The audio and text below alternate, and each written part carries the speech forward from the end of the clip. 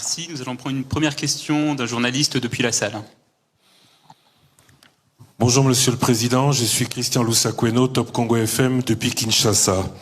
Alors d'abord, je suis étonné de vous voir tenir ce discours ici à Paris et non pas à Ouagadougou, Dakar ou Kinshasa. Est-ce que la France a peur de parler aux Africains à partir du continent? Ça, c'est une petite question, mais la grosse question est la suivante. La France défend ses valeurs. Elle a notamment parlé de démocratie, de liberté. La France a souvent condamné l'intangibilité ou la violation de l'intangibilité des frontières, tel que c'est le cas actuellement. Rapports ONU et internationaux indépendants pour le Rwanda en République démocratique du Congo.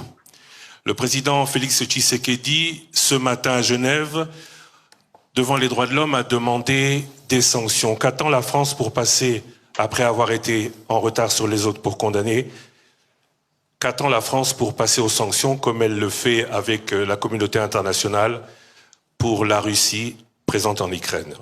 Merci beaucoup, Monsieur le Président. Merci à vous. Pour ce qui est de votre première question, j'ai essayé d'y répondre dans mon propos introductif.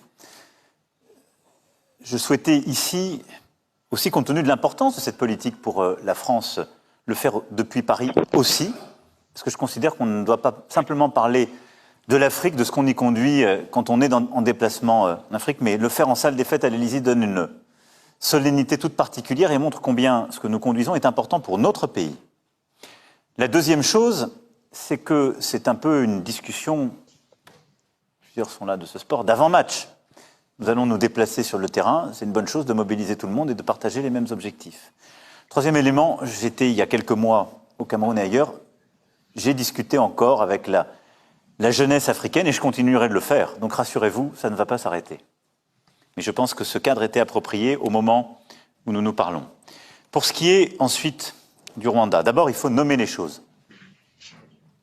Enfin, du Rwanda et de la RDC et des questions que vous avez évoquées. Je disais il faut nommer les choses. Nous assistons dans l'est du Congo à une régression inacceptable. L'offensive en cours de la milice M23, sous sanction du Conseil de sécurité, est une guerre qui nous ramène 10 ans en arrière. Elle a des conséquences terribles pour les populations, et je pense en particulier aux centaines de milliers de personnes déplacées à qui tout manque. Et la capitale de la région, Goma, est menacée. La première urgence est humanitaire, et nous y travaillons avec nos partenaires européens. Et j'ai eu à plusieurs reprises et le président Tshisekedi et le président Kagame sur ce sujet.